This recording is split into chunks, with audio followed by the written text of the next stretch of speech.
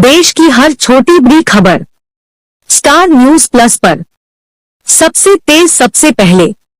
पत्रकार योग कल्याण समिति रजिस्टर्ड पत्रकार उत्पीड़न के खिलाफ आवाज।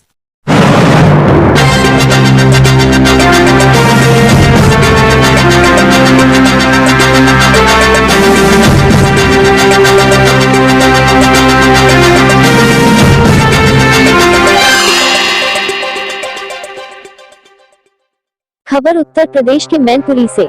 मैनपुरी लोकसभा उपचुनाव को लेकर जनसभाओं का सिलसिला जारी। मैनपुरी जनपद की विधानसभा भोगांव क्षेत्र के नेशनल डिग्री कॉलेज में आयोजित जनसंवाद कार्यक्रम में पहुंचे पूर्व मुख्यमंत्री अखिलेश यादव ने मैनपुरी लोकसभा उपचुनाव की प्रत्याशी डिंपल यादव के लिए जनता से की वोटों की अपील। कहा, नेताजी की मैनपुरी कर्मभूमि है और नेताजी ने मैनपुरी को कई ऐसी सौगातें दी हैं जिन्हें हम सब भूल नहीं सकते। तो वही कार्यक्रम के दौरान प्रत्याशी डिंपल यादव ने भी जनता से अपील की कि भारतीय जनता पार्टी को मुंह तोड़ जवाब देते हुए समाजवादी पार्टी को भारी मतों से विजय बनाए और नेताजी के सपनों को साकार करते हुए यही सच्ची श्रद्धांजलि होगी। इस कार्यक्रम के दौरान कार्यक्रम में पहुंचे समाजवादी पार्टी के नेताओं ने क्या कुछ कहा, जरा सुनिए। मैनपुरी से जहीर खान की रिपोर्ट।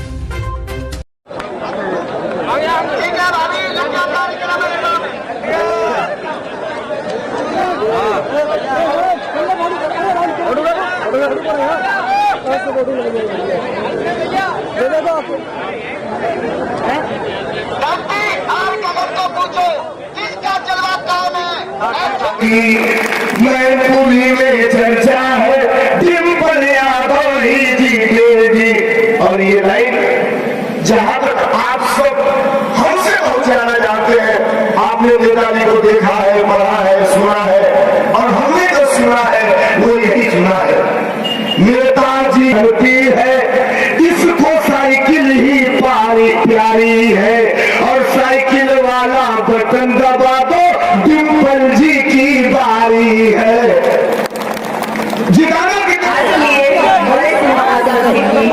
आदरणीय प्रोफेसर साहब जी, केसी नड्डा जी, सुमन दिवाकर जी, ममता गुप्ता जी, गीता यादव जी और हमारी तमाम समस्त बहनें, भाला यादव, मुन्ना यादव और मंच पे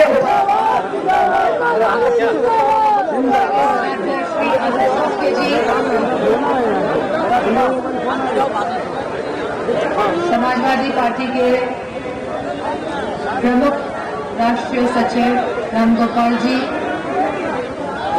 जिला अध्यक्ष आलोक साके जी, श्री रामाचंद्र राजगुरु जी, श्री लालजी वर्मा जी, श्री खुमान सिंह वर्मा जी, श्री चंद्रभूषण सिंह जी, श्रीमती सरिता साके जी, श्री राम बाबू सगर जी, श्री नीरज साके जी और मंच पर उपस्थित जितने भी सम्मानित नेतागण हैं। सूची बहुत बड़ी है, तो मैं आप सबको प्रणाम करती हूँ।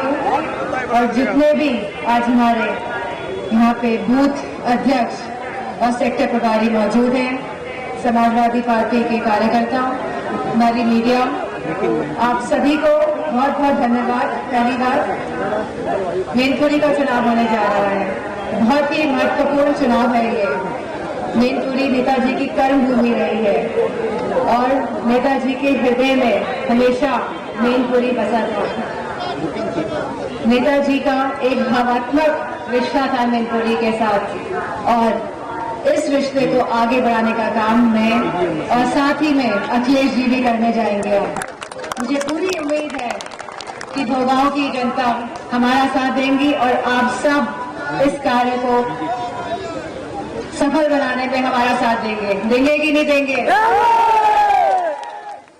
मैनपुरी का विकास ही हमारी प्राथमिकता होगी। जैसे नेताजी सबको लेके आगे बढ़े थे, सबके लड़े थे, चाहे वे महिलाएं हो, चाहे वो हमारे किसान भाई बहन हो, चाहे हमारे नौजवान साथी हो, चाहे पिछड़े हो, दलित हो, अल्पसंख्यक हो, चाहे शोषित हो, वंचित लोग हो, सबको लेके आगे बढ़े थे। उसी प्रकार उन्हीं विचारों पे, उन्हीं सिद्धांतों पे अब हमको आगे जाना है और नेताजी की साइकिल को आगे बढ़ाना है। मन में हम सभी के ये विचार तो आता ही है कि ये चुनाव इतनी जल्दी क्यों हो रहे हैं। और ये सरकार जैसे चल रही थी वैसे ही चल रही है और हमें और आपका ध्यान हटाने के लिए फैसले ले रहे हैं। जब ये चुनाव मैनपुरी का हो रहा है तो आपने इनके नेताओं के स्टेटमेंट भी सुन लिए होंगे। ये हमें और आपको बहकाना चाहते हैं, हमें और आपको अपने स्टेटमेंट देकर के उलझाना चाहते हैं। इसलिए जहां आपको भारतीय जनता पार्टी से सावधान भी रहना है, वहीं इनके खिलाफ भी आपको एक एक वोट डाल करके इनके खिलाफ संदेश देने का भी काम करना है। इसलिए चुनाव के तमाम कार्यकर्ता नेताओं से हमारी अपील है कि इस चुनाव में हमारी मदद करें, एक एक वोट समाजवादी पार्टी के पक्ष में डालें। क्या हम ये भरोसा कर लेंगे इस बार चुनाव में? अगर भूगांव में इतना उत्साह है तो सोचिए और विधानसभाओं में कितनी ऐतिहासिक जीत होगी।